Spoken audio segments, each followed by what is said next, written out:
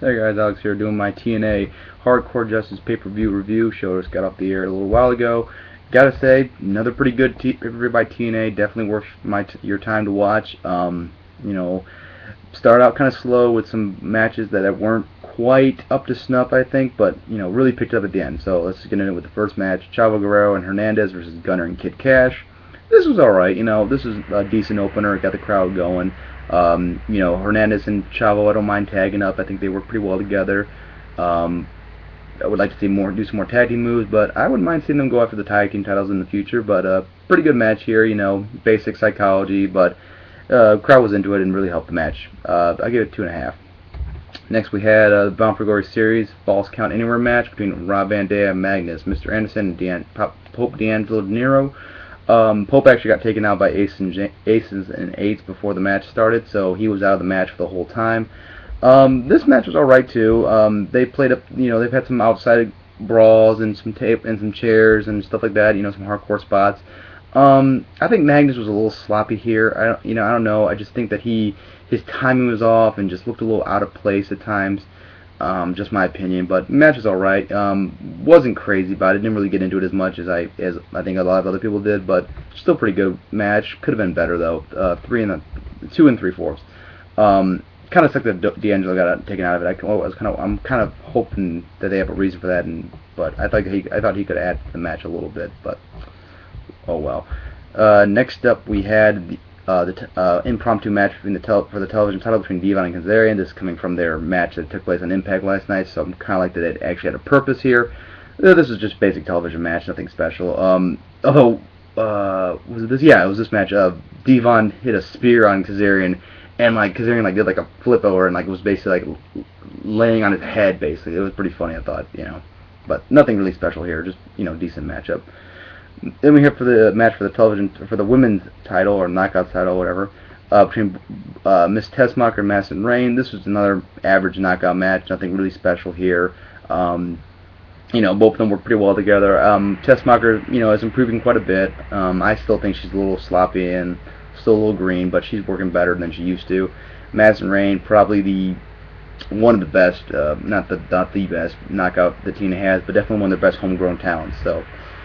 She got the win here with a roll up holding out of the ropes. Although the whole Hebner thing, they played that up, and I don't think it came into the factor in the match. So the whole build up just kind of felt pointless. And also, why would Hebner be the ref if you know that he's kind of playing favorites for Madison TNA? Just whatever, mild things. I'm not gonna worry about it.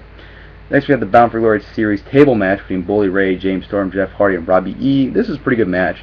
Kind of was hoping it was gonna be elimination style, so we'd actually see more than one table spot, but oh well. Pretty good match here. They play up the whole thing of moving the tables to avoid table spots. Although at one point Robbie moved the table and part of Bully Ray still hit the table and went through an edge of it, and they had to quickly cover up oh no, it doesn't count. He didn't go through the table the whole thing. So whatever. A couple good spots here. Robbie E ended up trying to do an elbow drop through the table to Jeff Hardy and got taken out. Ace and eights did kind of interfere. They came out, distracted Bully Ray. James Storm kicked Bully Ray out, tried to get the win. Ace and eights left, and then Bully Ray came back in and got the win by putting Jeff Hardy through a table. So the whole Ace and eight things didn't really do it. I think they're just kind of screwing with James Storm or something.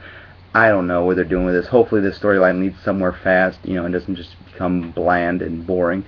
But I just thought the Ace and eights interference was kind of useless, especially because they were saying they're going to go after Bully Ray, and they didn't do it, so whatever, I'm not going to worry about it, but 3 stars, good match though. Then we had the X Division title match between Zema, Ion, and Kenny King. This was really good. I really enjoyed this match, really great back and forth, really nice match, definitely one of Zema Ion's best matches in TNA, and Kenny King looked really great, crowd really got behind him.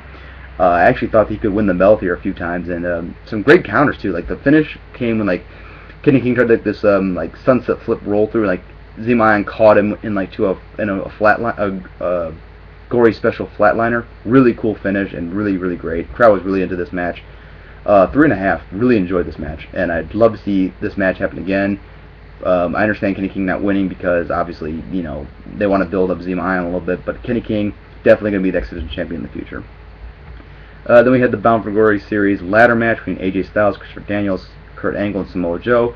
This match was awesome. I really enjoyed this match. Just some great spots here.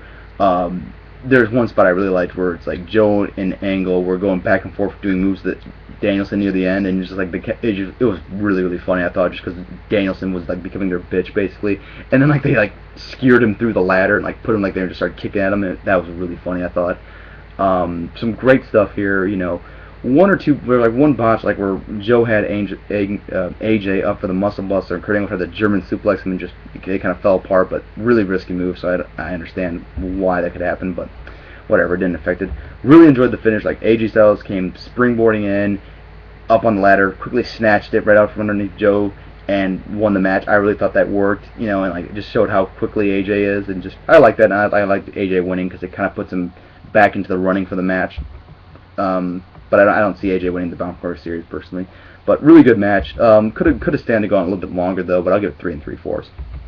Then we had the main event between Austin Aries and Bobby Roode for the TNA World Title. This was a great match. Had a really good story to it. Both guys worked extremely well together. I really cannot understate how good these guys work together. It's really if this is gonna be their last match, that's a shame. But I understand. But wouldn't mind seeing a rematch between these guys down the road. Phenomenal job. Great counters. One port like Aries did a 450 and like Roode, he like landed right on Roode's knees. Did a IED running drop kick right to Aries to the outside, and like he's sitting in a chair on ringside. That was really cool. The swerve ending, like where like they had 2 ref bumps, and like the referees got up and like double counted both of them, and like each of them kicked out at the same time, and like they played up like it was a draw. You know, it was like oh great, here we go, TNA swerve, to have the match next month, and then like they restarted the match.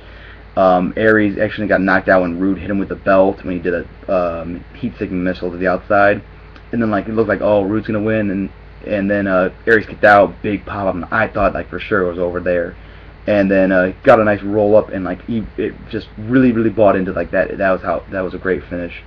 And kudos to TNA for pulling like kind of the wool underneath their eyes. I still don't like the whole double count, the false finish, and the swerve ending, but I see what they're going with. You know, they wanted to play it up like you know maybe it's gonna end there, but you know so if that's the case, whatever. But good match, not as good as their Destination X match because I thought that one had a better story going into it, but really solid main event. 4 stars. All in all, you know, this show was really good. Probably not one you shouldn't go out your way to see, or like at least see the last like 4 matches in the card because those were the best ones. But the first 4 matches I thought were just kind of TV quality, and you know, but they're all right. You know, they helped build up for the last 4 matches, which really helped drive home this pay-per-view. I'll give it 7.75 out of 10. Just missing that 8 margin. Maybe if the Falls Count Anywhere match was better, or something was better, or maybe if they get more time to the ladder match, I would have given an 8, but I just can't give it an 8. But definitely recommend you guys check out the last 4 matches on this card. And you know, hey TNA, that's 4 pay-per-views in a row where you've kept you know people interested and really delivered. So keep it up. All right, that's it for now, guys. Take care. Bye.